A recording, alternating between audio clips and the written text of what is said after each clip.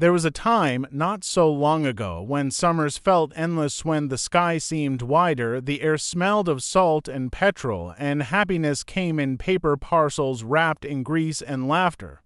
It was the age of the caravan holiday before cheap flights, before glossy hotels and infinity pools. There was a simpler kind of adventure, one built on rainy afternoons, sandy sandwiches, and the promise of the sea. It's the summer of 1975. The car is packed to bursting: towels, tins, buckets, spades, Mum's knitting, Dad's tools because something always breaks, and a radio humming the top hits of the week. You're wedged between a cooler box and your sister, the smell of crisps filling the air as the caravan wobbles behind you. Through the windscreen, the road unravels like a ribbon, rolling hills, farmhouses, the occasional pub sign. And then, after hours of fidgeting and asking, are we nearly there yet? You see it, the sea, blue, endless, shimmering under the hazy British sun. Look, the sea, someone shouts. Mum smiles. Dad exhales. You've arrived. The caravan park comes into view, rows of shining metal boxes standing proudly by the shore. Flags flutter, children run barefoot, somewhere a radio plays. The smell of salt, grass, and fried onions drifts through the air. Inside the caravan, space is tight, yet somehow it feels like home. The floor creaks, the curtains sway, condensation clings to the windows.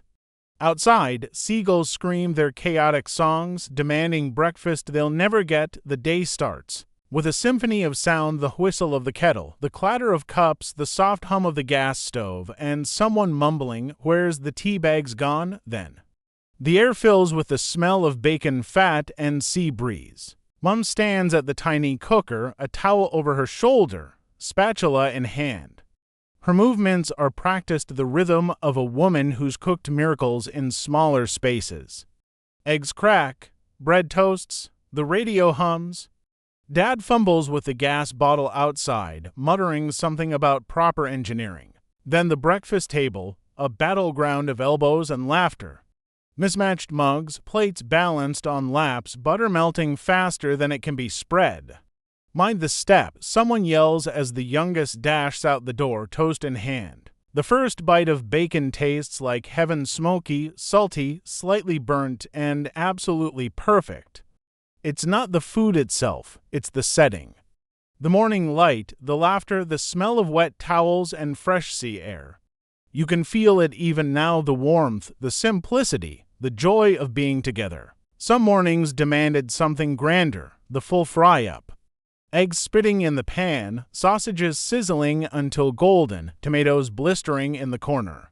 Beans bubbling away in their orange bath, mushrooms browning, and then the crown jewel fried bread, crispy, glistening, unapologetically indulgent. The table, too small for everyone, somehow fit the whole world.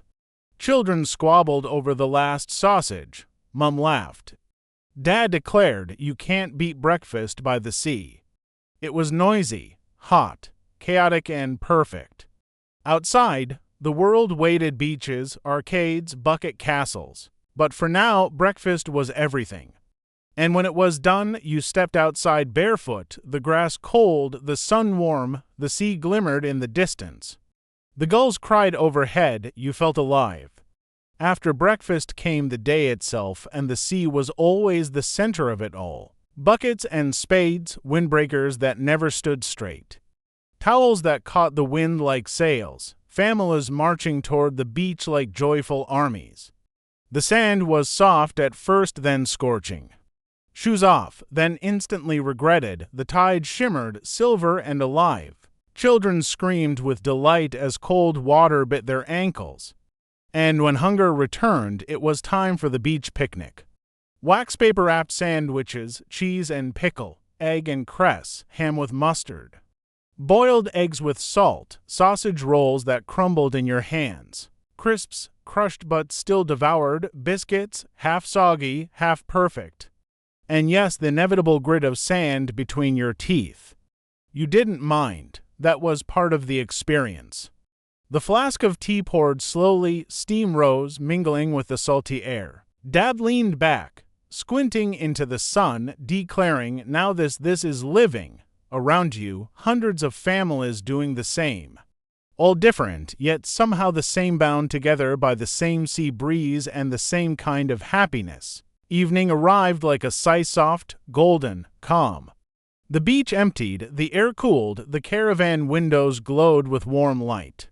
And somewhere in that hour, someone always said it. Fish and chips tonight. It was never a debate. It was destiny. You walked as a family down the promenade. The smell of vinegar, salt, and frying oil grew stronger with every step. The queue outside the chippy was long, locals, tourists, kids clutching coins. Everyone smiling, everyone hungry. Inside, it was an orchestra of sound. The fryer hissing, paper rustling, the cashier shouting orders, cod and chips twice. Haddock and chips once, salt and vinegar. Of course, the paper bundle was warm against your hands, grease spots appeared instantly. You carried it like treasure, steam rising, smell intoxicating. Back at the caravan, the paper was unwrapped like a gift. Golden fish, fat chips, mushy peas, neon in the fading light. The first bite burned your tongue, vinegar sharp, batter crisp, fish soft as silk. You ate in silence because perfect food doesn't need words. The seagulls screamed outside. The waves whispered beyond the dunes. And for that one evening, life was utterly, beautifully complete. Rain was never a disappointment. It was part of the story. When it came hard-pounding, rhythmic, relentless. The world outside vanished behind silver sheets. Inside, the caravan glowed with warmth, windows fogged, steam rose. The smell of gas, damp towels, and beans on toast filled the air. The tin opener sang its tune, the spaghetti hoops gurgled softly in the pan. Someone shouted, "Save me the crusts," and everyone laughed. Beans on toast was more than food, it was comfort, nostalgia, safety. Soft toast, butter melting underneath, beans spreading warmth with every bite. Then came the corned beef hash days. The tin peeled open with its little key, the meat sliced, fried with onions and potatoes until golden. The smell filled the caravan, heavy, rich, honest. Outside, the rain danced. Inside, the world stood still. The roof drummed, the tea steamed, the laughter came easy. It didn't matter that you were soaked the day before, or that your shoes would never dry. This was home. Dessert in a caravan was an event. Jelly wobbled proudly on plastic plates. Angel delight was whisked by hand, everyone taking a turn. And when the ice cream van appeared, the entire site came alive. Kids sprinted barefoot across gravel, shouting orders before they even reached the window. The tune echoed high, tinny, magical. 99 flake, please, cornetto, lolly for me. Coins clinked, cones dripped, laughter echoed, and as the sun dipped below the dunes, the air turned sweet with vanilla and sea salt. Back inside, the adults sipped tea. The kids licked melting cones, and for a while, the world outside simply didn't exist. Every caravan park had that one. Family defiant, determined who'd say, "It's not raining that much, is it?" And out came the disposable barbecue. The smell of lighter fluid, the first spark, the inevitable cough as smoke filled the air.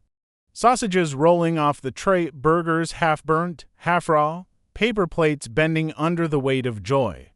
The rain always returned, umbrellas appeared, plastic ponchos rustled. But nobody cared because in that chaos, that smoky, soggy mess, there was magic. People laughed, they sang, they passed ketchup like it was communion. That was the spirit of British summer, defiance, laughter, and love in the drizzle. When the rain eased and the night settled, the caravan became a cocoon. Outside, waves sighed against the sand. Inside, the air was thick with the smell of tea, biscuits, and damp wool. Someone whispered, "Fancy a brew." The kettle hissed softly. Mugs were passed around. Digestives dunked, stories shared in low voices. The only light came from a small bulb glowing gold against the darkness. You could hear laughter from another caravan, faint, distant, familiar. And as the world grew quiet, you realized this wasn't just a holiday. This was life distilled down to its simplest, purest form. Rain on the roof, family clothes, warmth in your chest. Decades have passed, the caravans have changed. The cars are faster, the world is louder, but somewhere deep down, those summers remain. The smell of bacon still carries memories, the sound of rain still brings comfort, and vinegar on chips still tastes like freedom. Those caravan meals weren't about the recipes. They were about connection, about people who loved each other, even in cramped spaces, even in bad weather. They taught us that joy doesn't come from luxury, it comes from presence, from simple food, simple laughter, and moments shared by the sea. So next time you hear the seagulls, or smell frying bacon, or unwrap fish and chips, remember you're tasting more than food. You're tasting time itself. This is PastMuse, where the past speaks again.